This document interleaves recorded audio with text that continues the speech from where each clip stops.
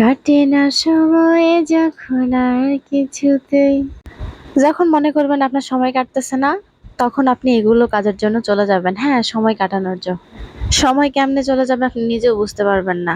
জীবনে ১ম বার গেছিলাম সরিষা ভাঙ্গাতে। তাও আবার ২ দেওয়ানি মিলে। কোনো পুরুষ মানুষ নাই। এদিকে আমাদের সরিষা আর লগে ব্যাগ ছিল। আমি তো ভীষণ মজা নিয়ে গেছিলাম। একটা প্রয়োজনীয় বই কেনার ছিল, সেজন্য লাইব্রেরি থেকে আমাদের বইটাও কিনে নিলাম।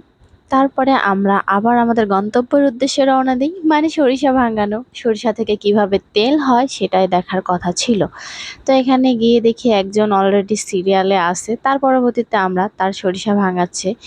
তো দীর্ঘ সময় অপেক্ষা করার পর দেখি আমাদের সিরিয়াল আসেই না। মানে সরিষা ভাঙাতে এত সময় লাগে, আমি যদি আগে জানতাম কখনোই আসতাম না।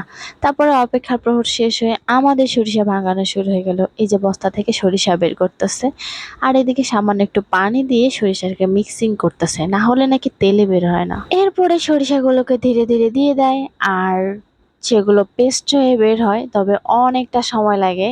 ওইখানে দেওয়ার পরে দেখেন নিচের দিকে সরিষাগুলো আবার বের হচ্ছে, তবে এটাকে খৈল বলা হয়। এইদিকে সরিষার তেল তো বের হচ্ছে, আর আমি 10 টাকা দিয়ে বাতাস কিনে খেয়েছি। দেখেন গাইস, মাত্র কয়েকটা পটেটো ছিল। চিন্তা করলাম যে এই কয়টা পটেটো দিয়ে তো আমার হবে না, কারণ আমি তো ছোট বাচ্চার থেকেও অধম।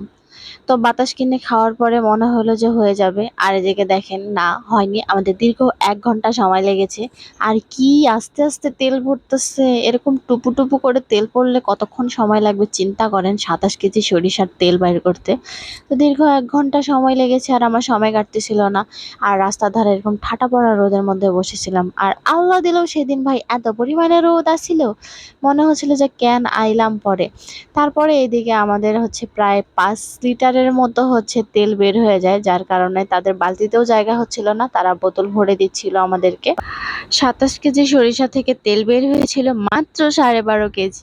যাই হোক, এত শুকনা জিনিস থেকে দীর্ঘ 1 ঘন্টা অপেক্ষা করার পর যে তেল আমরা বাসায় নিয়ে যেতে পারতেছি, এটাই বিশাল ব্যাপার। অবশেষে আমরা আমাদের বাসার উদ্দেশ্যে রওনা দিয়ে দিই, দুই বাদর নিয়ে আর কি, যে কিনা সবসময় একসাথে থাকে এই দুইজন।